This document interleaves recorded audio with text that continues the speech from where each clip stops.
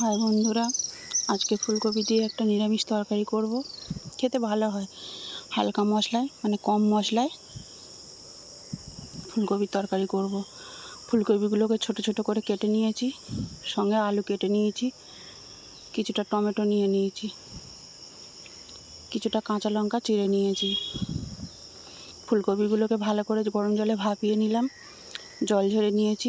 কড়ার মধ্যে তেল দিয়ে একটু কালো জিরের ফোড়ন, তেজপাতা আর কাঁচা লঙ্কাগুলো কেটে রেখেছিলাম দিয়ে দিলাম। ফোড়নটা ভালো করে ভাজা হয়ে গেলে আলু আর টমেটো একসঙ্গে দিয়ে দিলাম।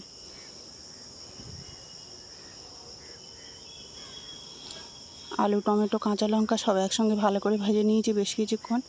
ভেজে নেওয়ার পর ফুলকপিগুলোকে দিয়ে দিলাম। ফুলকপিগুলো আলাদা করে ভেজে নিলেও হতো, কিন্তু একটু বেশি তেল যাবে বলে একসঙ্গেই দিয়ে দিলাম আলুর সঙ্গে।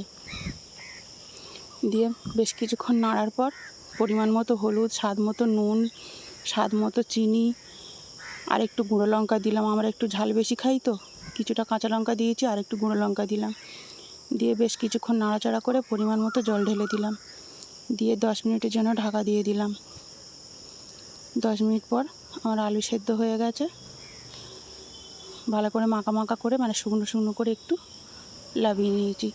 এই হালকা তরকারিটা গরম ভাতের সঙ্গে, রুটির সঙ্গে বেশ ভালো লাগে খেতে।